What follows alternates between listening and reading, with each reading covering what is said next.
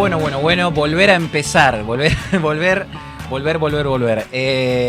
Acá estamos con un tema muy interesante que estábamos tocando recién y justo tuvimos unos pequeños problemitas, pero en la editorial estábamos hablando de este tema de la estabilidad, en la sección de gastronomía estábamos hablando de cómo te cambian las reglas de juego constantemente, la falta de previsibilidad, de cómo de alguna forma se termina cagando mucho en la gente que está del otro lado, tratando de ver cómo rebuscársela.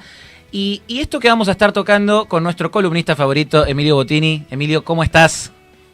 ¿Qué tal? ¿Cómo andas, Agustín? ¿Me escuchás bien vos, no? Escuchamos ahora estamos perfectos. Excelente estamos ahora. Bueno, Emilio, íbamos a estar hablando del movimiento monárquico argentino. Se empezó a hablar ahora en todas las tapas de los diarios y yo me pregunto un poco, ¿no? ¿Por qué se empieza a hablar de esto? Es una buena pregunta y yo no tengo la respuesta. Pero sí, lo que te quería comentar es, bueno, a mí lo que me llamó la atención de cuando salió, no el tema, porque que me resulta interesante el tema de que haya un movimiento monárquico en una república, en un país que alguna vez fue una monarquía, ¿no? Como es la Argentina. Pero la parte más interesante fue el trato que recibió la noticia en algunos medios. Esa parte sí me resultó muy interesante. Porque lo que noté es que lo trataban como con cierta burla. Y a mí me parece que es un tema bastante serio.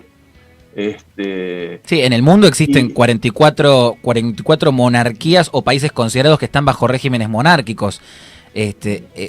Ahí... Y muchos, porque vos lo podés dividir en dos, las Sí. monarquías de tipo oriental, ¿no? De Medio Oriente, que son monarquías absolutas, pero las monarquías occidentales, que son los países occidentales al grupo que nosotros pertenecemos, hay realmente una cantidad bastante grande y de países que les va realmente muy bien. Entonces uno se empieza a preguntar, y yo lo que me generó es por qué había una actitud por parte de algunos periodistas de mirar a las monarquías por sobre el hombro, ¿no? Visto desde una república,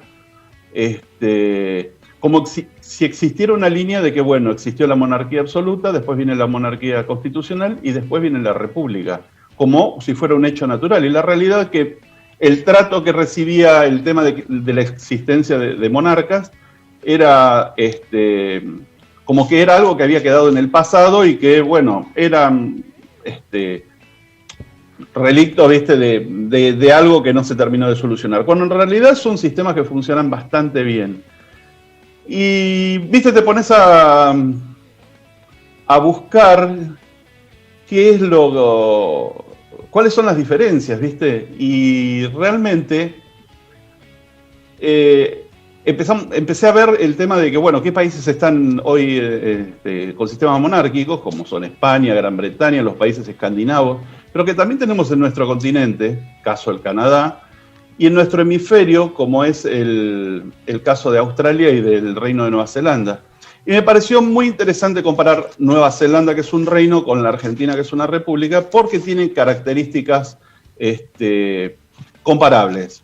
Más o menos tienen un 10% de nuestra población, tiene 5 millones de habitantes, el 10% de nuestro territorio, es un país que está alejado del resto del mundo, mucho más que nosotros, y sin embargo es un país al que realmente le va bien.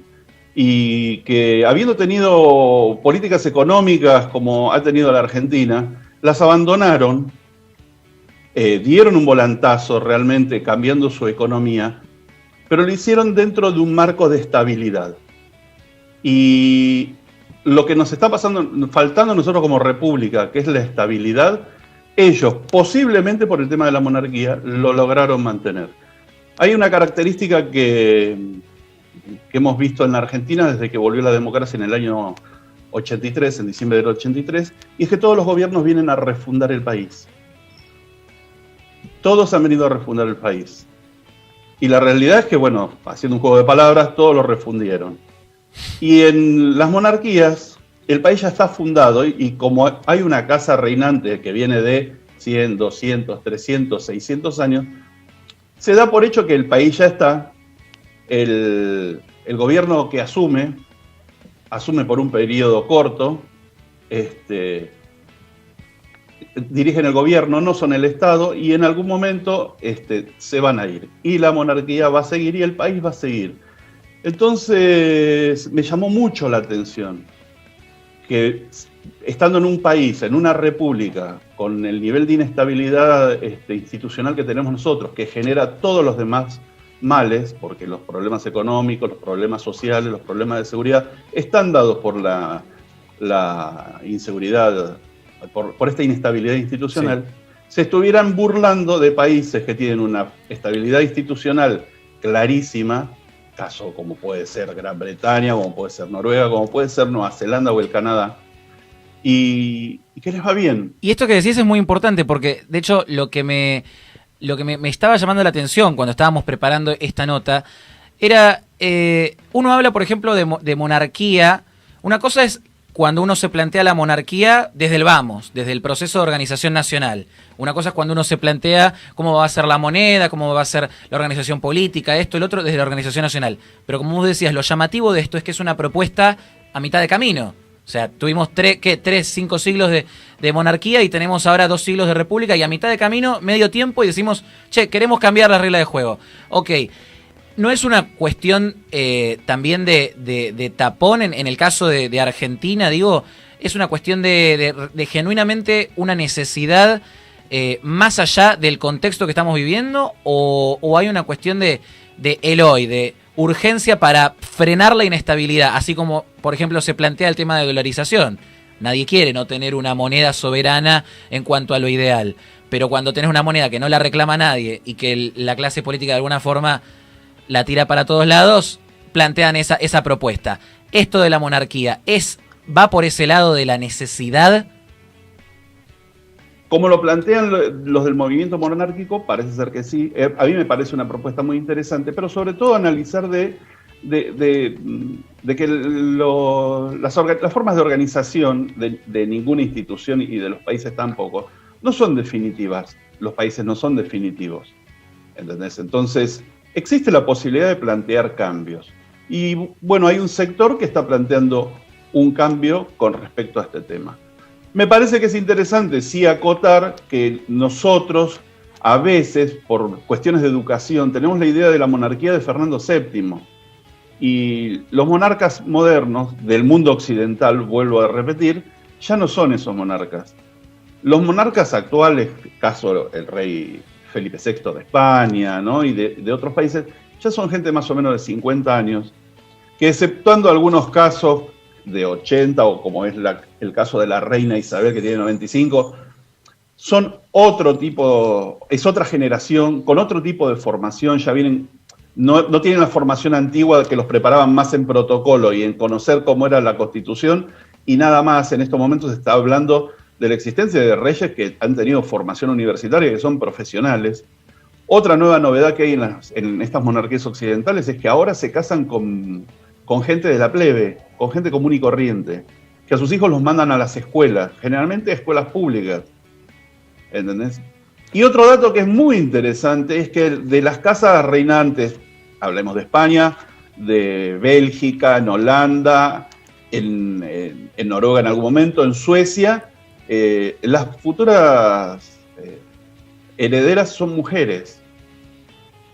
En estos momentos está la princesa de Asturias, que ahora tiene creo que 15 años, y bueno, se está preparando ya están llegando a la mayoría de edad la princesa de Holanda, de los Países Bajos, y la de Bélgica. Eso también es una novedad, y me parece que estamos hablando no de volver a Fernando VII, no volver al absolutismo monárquico de hace 200 años, sino a una nueva forma de monarquía que le dé una estabilidad institucional al país y que acote el ámbito de acción de los políticos que, como podemos analizar desde nuestro medio, que es Hispanoamérica, están bastante desbordados, vienen con la idea de refundar el país y en definitiva de establecerse casi permanentemente, algunos tratan de lograrlo, como si fueran una monarquía que nadie elige. Emilio, y acá... Entonces, habría que replantearlo. Sí, y precisamente en esta situación, digo, en la situación latinoamericana o argentina de esta inestabilidad constante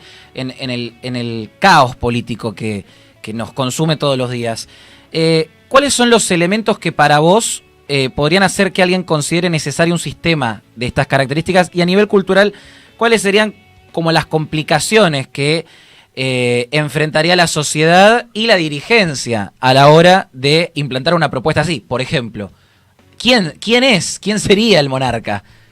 ¿Cómo lo elegimos? Eso sería muy bueno para hablarlo con Mario Carosini, que es del movimiento monárquico, que podríamos tener una hermosa charla. Ellos proponen, por lo menos por lo que he escuchado y lo he leído en el último momento, que fuera una de las hijas, no la hija mayor de los reyes de Holanda, sino uno de las otras dos princesas, por el tema de que, bueno, siendo hijas de una argentina, que tienen una relación con la Argentina mucho más estrecha. Podría ser otra casa, eso ha existido. Las casas, cuando una casa reinante no ha tenido descendencia, pues se ha puesto otro. El caso simple es cuando murió Carlos II de España, de la casa de Augsburgo, y no dejó descendencia. Fue cuando inicia el reinado en España la casa de Borbón. Entonces, es bastante amplio. Y con respecto a la población, obviamente, para que se instaure una monarquía, tendría que haber estar visto de manera positiva por parte de la población como para que se pudiera realizar. Bueno, y es una cuestión que desde la política se puede trabajar. De la política se puede trabajar si hay una voluntad de la gente de realmente plantearse y decir, bueno, esta es la medida que tenemos para poder frenar esta caída libre en crisis política y social. Emilio, te agradezco. Analizar desde otros países qué es lo que les funciona. ¿Entendés? Exactamente. Analizar lo que le funciona, y en una de esas terminamos teniendo a Mirta Legrand inaugurando la monarquía argentina o a la reina de Tolosa, Cristina. Bueno, Emilio, muchas gracias. Muchas gracias. Las dos casas compitiendo por la realeza. Muchas gracias por haber estado con nosotros. Muchas gracias a Kevin y a Marcos, que estuvieron en el programa de hoy. Y bueno, y a todos los que nos han acompañado en este programa. Y bueno, lo seguimos las próximas veces con más Día L.